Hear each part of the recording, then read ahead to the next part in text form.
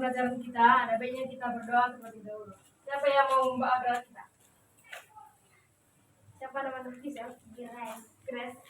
Gisel aja yuk, Gisel.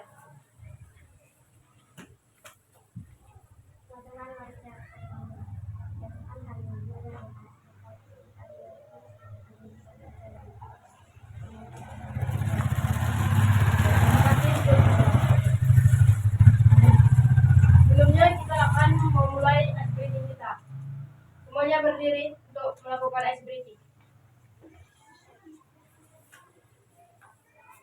Ice breathingnya tepuk 1, yes. Tepuk 2, oke. Tepuk 3, semangat. Tepuk 4, konsentrasi. Tepuk 5, siap belajar. Bisa semua? Siap. Kita mulai ya. 1, 2, 3, ya. Tepuk 1, yes. Tepuk 2, oke. Tepuk 3, semangat. Tepuk 4, konsentrasi. Tepuk 5, siap belajar. Siap belajar anak-anak? Siap, Bu. Oke, silakan duduk. Pembelajaran kita hari ini tentang wujud zat dan perubahannya. Siapa yang tahu apa itu zat? Nggak ada ya? Oke, Ibu jelasnya. Pengertian wujud zat itu adalah segala sesuatu yang memiliki massa dan menepati ruang. Zat dapat dibedakan menjadi 3 wujud, yaitu zat padat, zat cair, zat gas. Contohnya yaitu untuk zat padat, batu, kayu, es batu. Untuk zat cair, contohnya air, minyak, dan sirup. Yang ketiga, contoh zat gas yaitu udara, uap air, dan gas oksigen. Yang selanjutnya, apa itu makhluk hidup?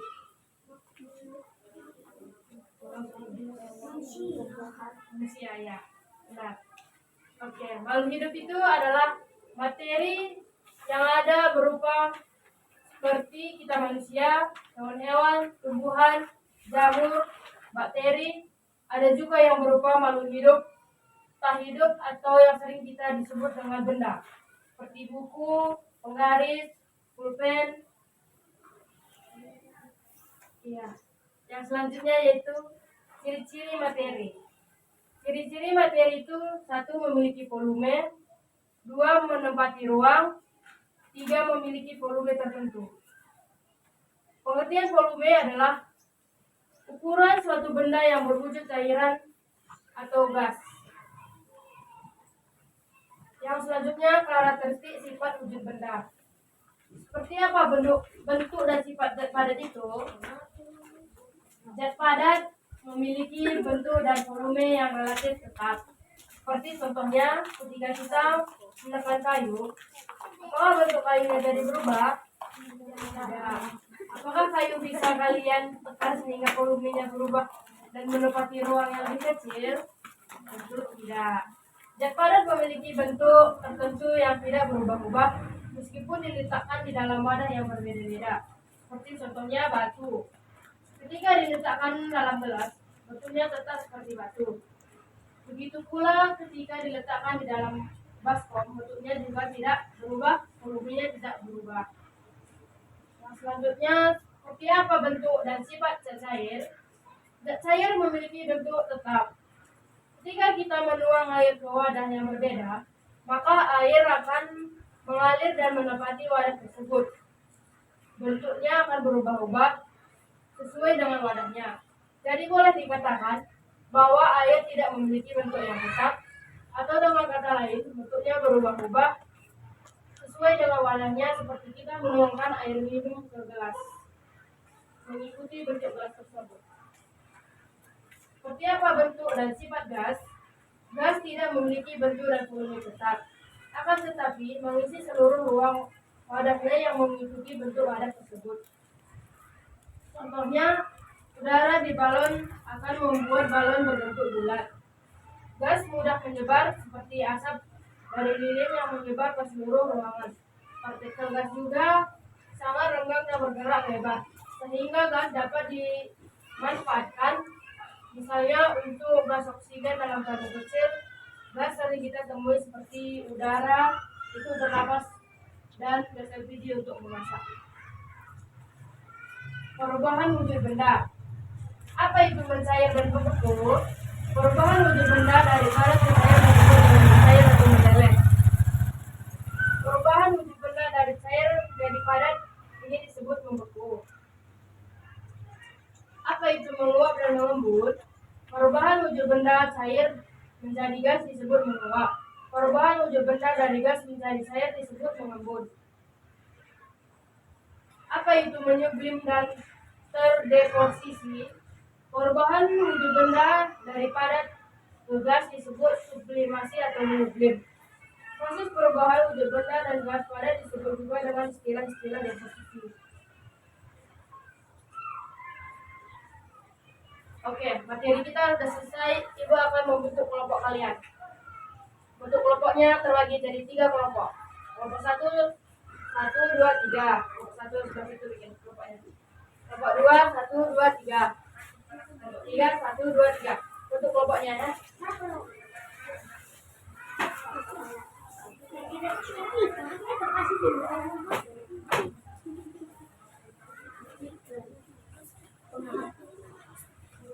Oke, kelompok 1 sebelah mana tadi? Pertanyaannya Ibu akan kasih tahu, tulis ya. Bagaimana cara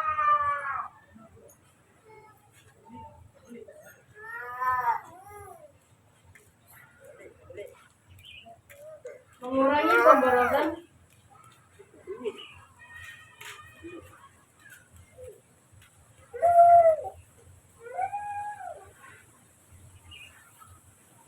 energi saat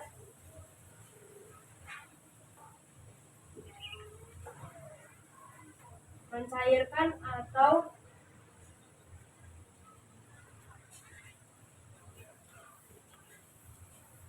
membekukan zat di kehidupan sehari-hari.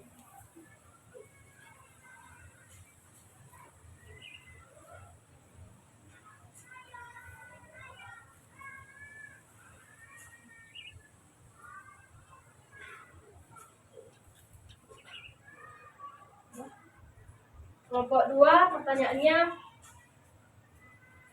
mengapa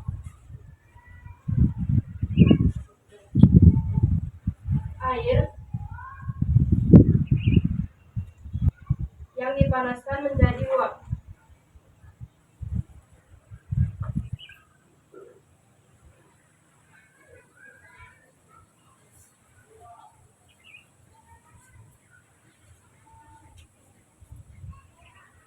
Kelompok 3, mengapa uap air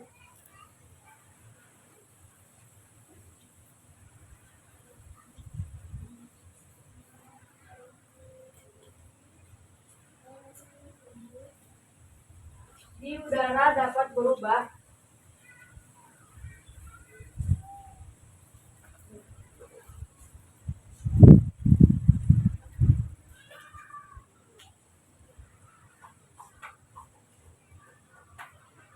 menjadi embun di pagi hari?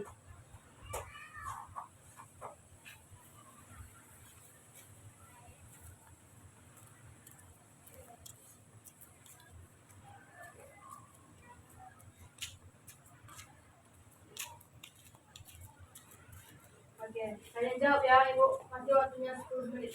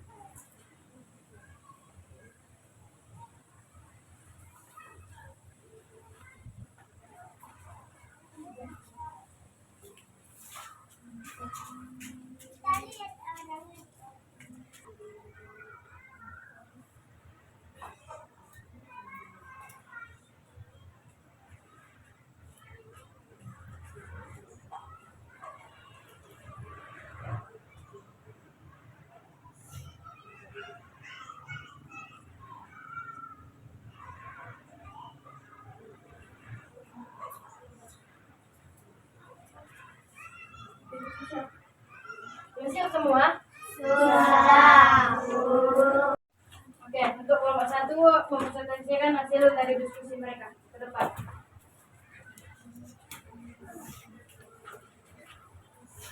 Ini dari hasil diskusi tadi. Bagaimana cara mengurangi pemborosan energi saat mencairkan atau membersihkan zat sehari-hari? Saat mencairkan es, tidak perlu kita memakai pengering. Kita bisa memakai energi matahari untuk mencairkan es. Dan jika itu menginginkan sesuatu, kita tidak bisa menggunakan kulkas. Kita bisa menggunakan bongkahan es agar saat pembuatan sesuatu tidak menjadi terlalu. Oke, tepuk tangan untuk kelompok 1.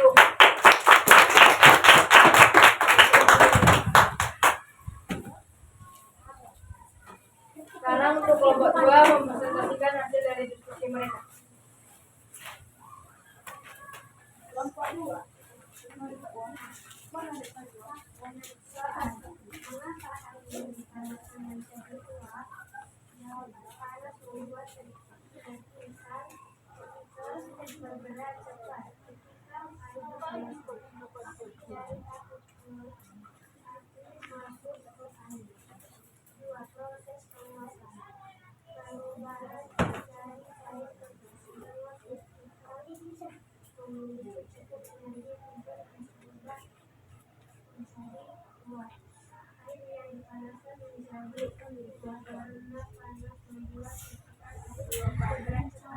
Oke, untuk kelompok 2 kita kasih tepuk tangan.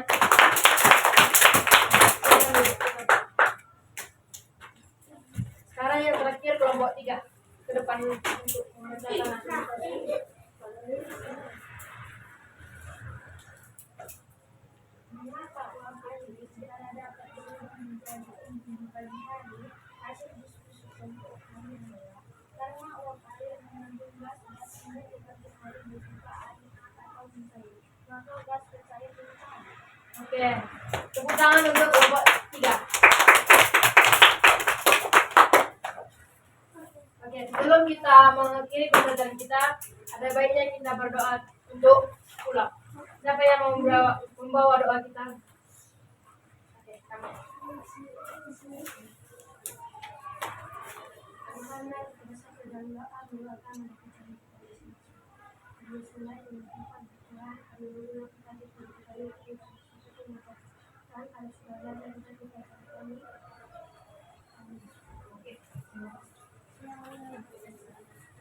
Oke, pembelajaran kita sudah selesai. Kalian boleh pulang.